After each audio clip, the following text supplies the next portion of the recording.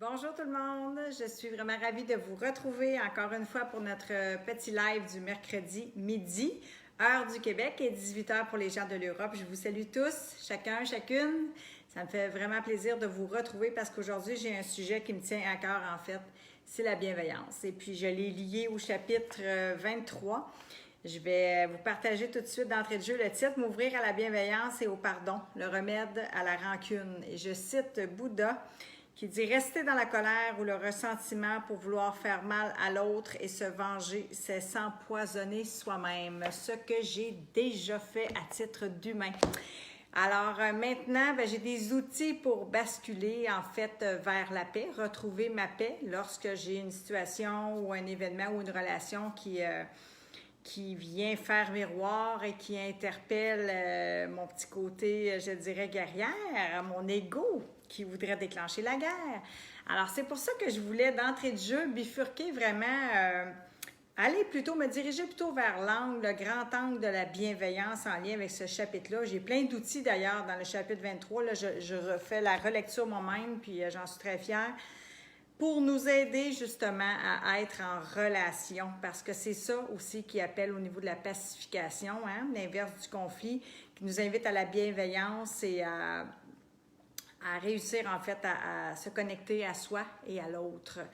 Puis je veux aussi surfer vraiment sur un collègue en fait qui œuvre dans le développement personnel, mais qui est investi pour ne pas le nommer, c'est Jasmin Roy. Parce que Jasmin Roy, ça a été un beau coup de cœur pour moi récemment, justement à titre de bienveillance.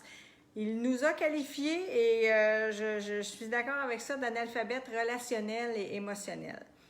Puis ça peut faire réagir, ça peut choquer, mais en même temps, je me dis non, on n'a pas à se culpabiliser de ça, puisque je crois que pour la plupart, en tout cas d'entre nous, on n'a pas nécessairement reçu cette éducation-là, en tout cas dans nos écoles, lorsqu'on était jeune. On a eu toutes sortes de belles formes d'enseignement. J'accuse pas personne, au contraire, ni parfois au niveau parental.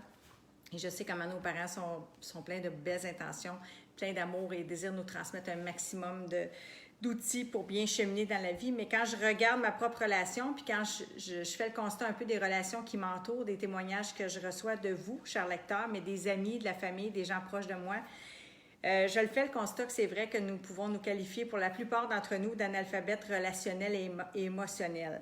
En ce sens que, puis je dirais déjà pour ma part, que les relations, c'est ce qui peut nous procurer le plus de plaisir. Hein? Je crois dans une vie, c'est super important. Il y a beaucoup même de recherches qui sont effectuées à ces sujets-là, qui sont en lien direct avec notre bonheur. Et c'est aussi ce qui peut nous procurer, je dirais, un grand malheur, un grand mal-être lorsqu'on est dans des conflits et qu'on a de la difficulté à s'ouvrir justement, comme le dit mon titre du chapitre 23, à la bienveillance et au pardon.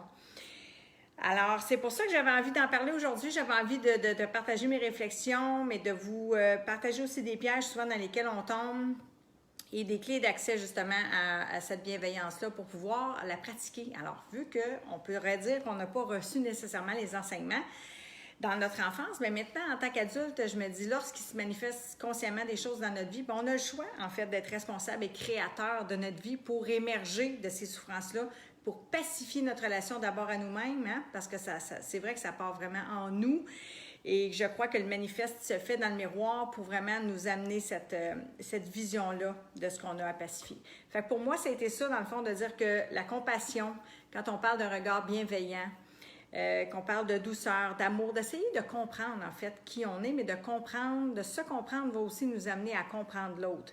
Donc, pour moi, ça, c'est important. Puis, j'aimerais aussi souligner au niveau des pièges que très souvent, on peut réaliser qu'on a été beaucoup plus formés à se défendre. En tout cas, pour ma part, c'était ça. Moi, j'avais une bonne guerrière en moi. Elle est toujours là, puis elle me sert d'ailleurs. Hein?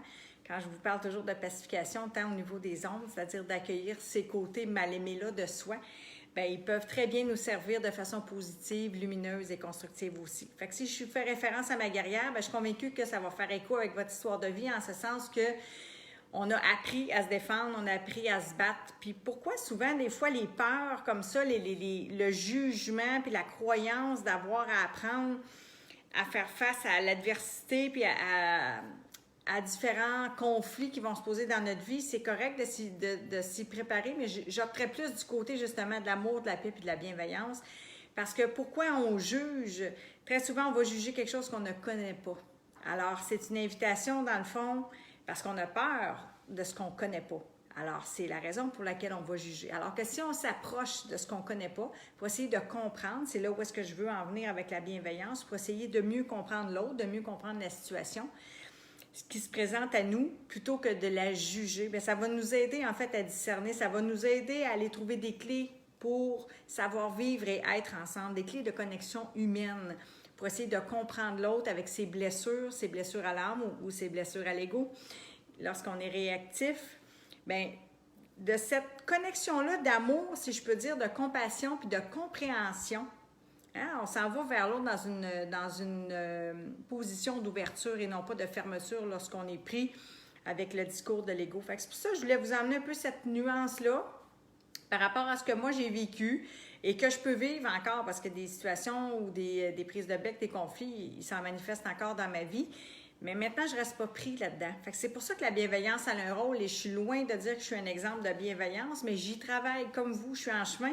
Puis je trouve ça beaucoup plus agréable d'être en connexion comme ça, d'être capable d'être en relation et de rebondir lorsqu'une situation difficile se manifeste dans ma vie. Fait que je suis capable d'aller m'ouvrir à moi, d'essayer de comprendre, moi, de mon côté, qu'est-ce que je vis en lien avec ça. Fait que quand on parle de relations puis d'émotions, bien, c'est ça aussi. C'est de voir les émotions qui sont derrière. Il y a les blessures, oui.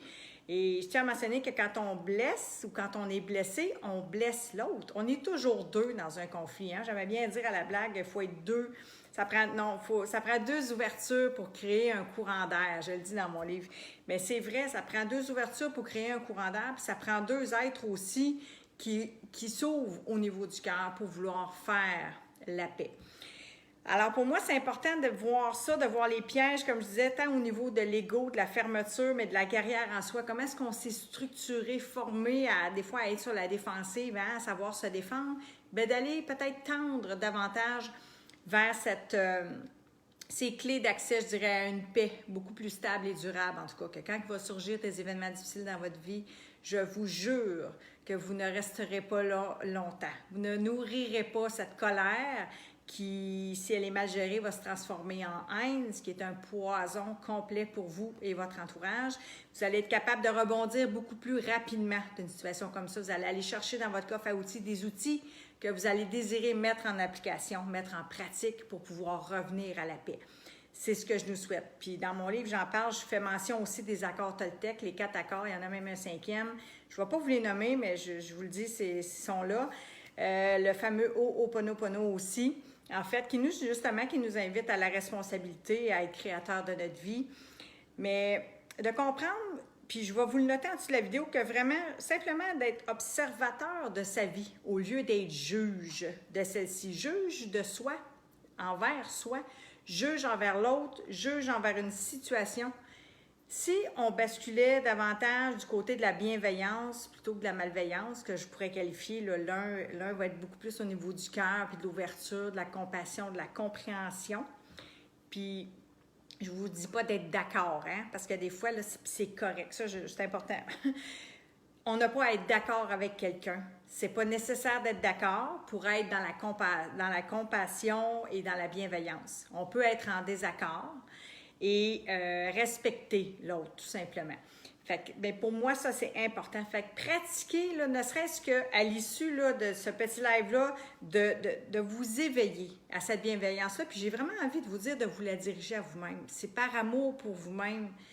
Moi, je le fais pour moi, je le partage pour moi, puis je me dis que ça a un impact positif sur moi, sur les gens qui m'entourent, sur vous. Je suis convaincue que je peux aider quelques personnes aujourd'hui avec ça à être beaucoup plus doux envers soi-même. Donc, avoir un regard beaucoup plus aimant, doux, voulant se pacifier, s'accueillir avec ses ombres, avec ses lumières, et puis d'être vraiment dans cette pratique-là de dire je vais être davantage observateur de ce que je suis, de ce que l'autre est, ou de ce que la vie tente de mettre en conscience, plutôt que d'en être juge.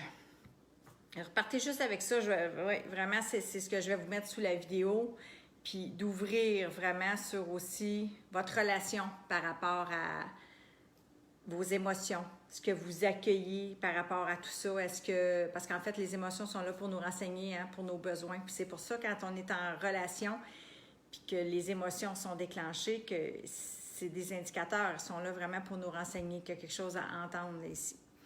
Fait que c'est ce que j'avais envie de vous partager aujourd'hui. J'espère que vous avez trouvé de la valeur dans ce petit live-là. Puis je vous invite vraiment à aller vers cette bienveillance-là envers vous-même et envers les autres et à intégrer certains outils qui sont entre autres dans mon livre, mais que vous allez retrouver à l'intérieur de ce partage-là que je viens de vous faire par amour puis pour notre paix commune. C'est ce que j'ai envie de vous dire. Alors, je vous remercie vraiment du fond du cœur. Ça me touche que vous soyez au rendez-vous à toutes les semaines. Vos petits cœurs, je les vois passer. C'est ma nourriture pour l'âme. Je le dis, c'est ce qui me donne le goût de vous en livrer davantage à chaque fois, à chaque jour. Merci pour votre présence. Ça me touche. Puis je vous dis, écoutez, je vais être même pas ce même heure, mercredi prochain, c'est sûr et certain. Alors d'ici là, j'ai envie de vous inviter à partager ce petit partage-là, en fait, cet entretien-là, Facebook Live, avec des gens que vous aimez pour peut-être intégrer davantage de bienveillance dans votre vie. Je vous embrasse, puis je vous dis à bientôt. Ciao!